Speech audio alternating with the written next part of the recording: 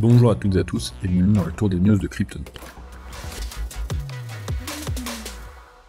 Aujourd'hui, on va revenir sur la chaîne Pavel Durov. Vous avez dit qu'il a été libéré et du coup ça avait permis au Toadcoin de repartir à la hausse. Mais c'est un peu plus compliqué que ça. Déjà, la première chose, c'est qu'il n'a pas vraiment été libéré. Il a versé une caution de 5 millions d'euros pour pouvoir être libéré temporairement en attendant son jugement. Et il doit quand même 2 fois par semaine pointer au commissariat et il a interdiction de quitter le territoire français. Donc c'est vraiment une libération sous caution à un prix assez énorme. D'ailleurs, selon les dernières mises à jour, il n'aurait pas encore payé cette caution de 5 millions d'euros, mais les avocats assurent que ça arrivera très bientôt. Pour rappel, qu'est-ce qu'on lui reproche? Eh bien, c'est lié à Telegram. On lui reproche d'avoir mis en ligne une plateforme qui permettrait des actions ici, qui permettrait une bande organisée.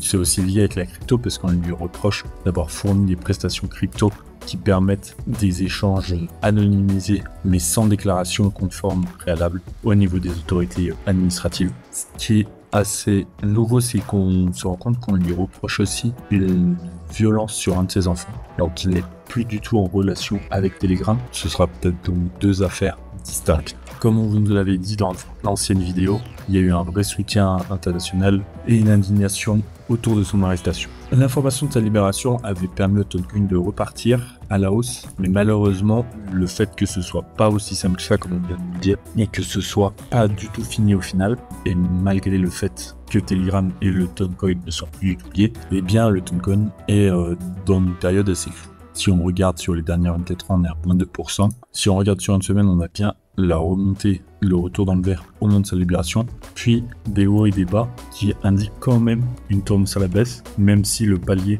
qu'on voit aussi de 4,60 euros, 4,55 n'est pas encore dépassé, donc rien d'affolant, mais on n'est pas sur un token en très bonne santé. On profite de ce tour de news pour vous reparler du Crypto All-Star qui a bientôt levé 1 million de dollars sur sa prévente. Comme vous en avez parlé, vous le savez, les mêmes coins sont en vogue en ce moment et le Crypto Star veut tout simplement révolutionner le stacking memcoin. On avait fait une vidéo dédiée, on vous laisse vous renseigner là-dessus. Le stacking memcoin avec un memvault qui permettrait de stacker tous les memcoins, toutes les différentes blockchains au même endroit. C'est le projet de Crypto Star, c'est le projet de cette prévente. Et c'est en ça que c'est un memcoin très intéressant, parce que c'est pas juste un shitcoin. D'ailleurs, comme vous pouvez le voir, il y a eu 2 audits de sécurité qui prouvent que c'est un projet sûr. Et comme je vous le disais, bientôt 1 million de dollars levés sur un projet très récent, donc vraiment dès les débuts du projet pour que vous puissiez vous y intéresser au moment où c'est le plus rentable pour vous, avec un stacking à 4 chiffres